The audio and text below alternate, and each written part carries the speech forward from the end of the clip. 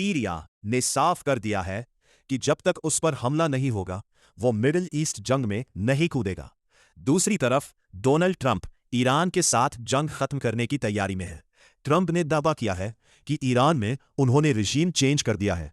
28 फरवरी 2026 को शुरू हुआ अमेरिका इजराइल ईरान के युद्ध को अब 33 दिन हो चुके हैं। 3 देशों से शुरू हुई इस जंग की चपेट में कई अरब देश भी आ गए। इस बीच सीरिया ने जंग में शामिल होने को लेकर अपना रुख साफ कर दिया है। सीरियाई राष्ट्रपति ने ईरान के साथ चल रहे संघर्ष पर बड़ा बयान दिया है। राष्ट्रपति अहमद अल-शरा ने साफ तौर पर कह दिया है कि सीरिया इस लड़ाई में कूदने के पक्ष में नहीं है। उन्होंने कहा, जब तक कि सीरिया पर सीधा कोई हमला नहीं होता तब तक सीरिया इस युद्ध से दूरी बनाए रखेगा।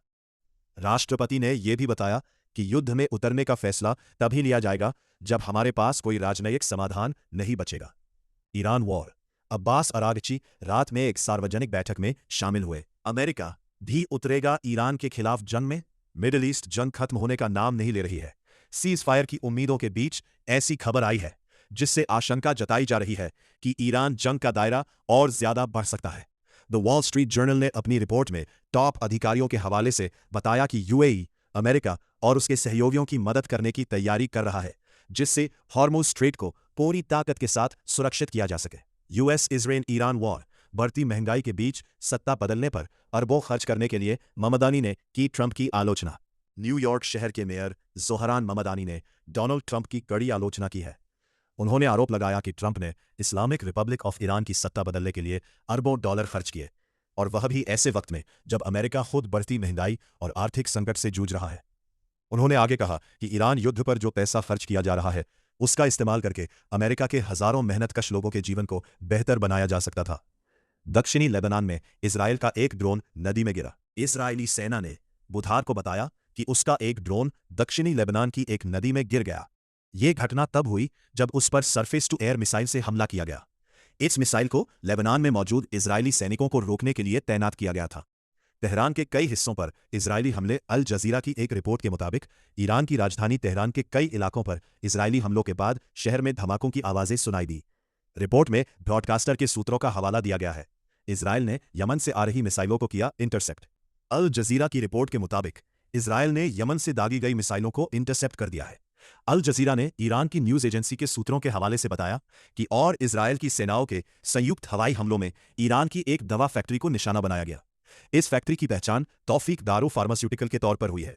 ईरान के विदेश मंत्री अब्बास अरागची ने तेहरान में मौजूद इस फैक्ट्री की एक तस्वीर पर पोस्ट करते हुए लिखा, इजरायल के युद्ध अपराधी अब खुलेआम और बेशर्मी से दवा कंपनियों पर बमबारी कर रहे हैं। हजारों अमेरिकी सैनिक मिडिल ईस्ट की ओर बढ़ रहे हैं क्योंकि ट्रंप प्रशासन ने जोर देकर कहा है कि ईरान के साथ बातचीत में कुछ प्रगति हुई है, और साथ ही यह भी धमकी भी है कि अगर जल्द ही कोई समझौता नहीं हुआ तो युद्ध को और बढ़ाया जा सकता है। एपी की रिपोर्ट के मुताबिक 2 अमेरिकी अधिकारियों ने बताया कि विमान वाहक पोत जॉर्ज बुश मंगलवार को तैनात किया गया और इसे 3 डिस्ट्रॉयर जहाजों के साथ मध्य पूर्व भेजा जाना है। इस कैरियर स्ट्राइक ग्रुप में 6000 से ज्यादा नौसैनिक शामिल हैं। मोदी का कोरोना का जिक्र करना और उसी तरह की चुनौतियों के लिए फिर से तैयार रहने की जरूरत पर जोर देने की बात कहना भी।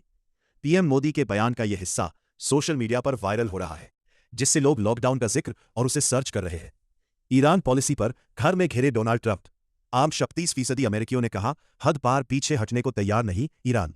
अमेरिकी युद्धपोत अब्राहम लिंकन पर दाग दी मिसाइलें। ईरान यूएस के बीच समझौते वाले पाकिस्तानी प्रस्ताव पर साथ आया एक और मुस्लिम देश। युद्ध के बीच लग सकता है लॉकडाउन। अगर हम बात करें कि क्या अमेरिका ईरान युद्ध की वजह से भारत में लॉकडाउन लगेगा, तो इसका जवाब है नहीं, लॉकडाउन नहीं लगेगा। पीएम मोदी या फिर सरकार की ओर से कोई संकेत भी नहीं दिया गया है। कोरोना महामारी के समय उसे फैलने से रोकने के लिए लगाया गया था। उस समय दुनिया भर के देशों ने इस लॉकडाउन को अपने यहां लागू किया था। लेकिन ईरान अमेरिका युद्ध के समय हालात ऐसे नहीं है कि लॉकडाउन लगाया जा सके। हालांकि कुछ कदम जरूर उठाए जा रहे हैं, जैसे तेल संकट को दूर करने के लिए, एलपीजी संकट से निपटने के लिए सरकार विभिन्न। संसद में पश्चिम एशियाई संकट पर बयान दिया। लोकसभा में चल रहे बजट सत्र के दौरान बोलते हुए नरेंद्र मोदी ने सोमवार को याद दिलाया कि कैसे कोरोना वायरस के समय में ग्लोबल सप्लाई चेन बाधित हो गई थी, और इसकी तुलना अमेरिका ईरान के बीच चल रहे संघर्ष से हो रही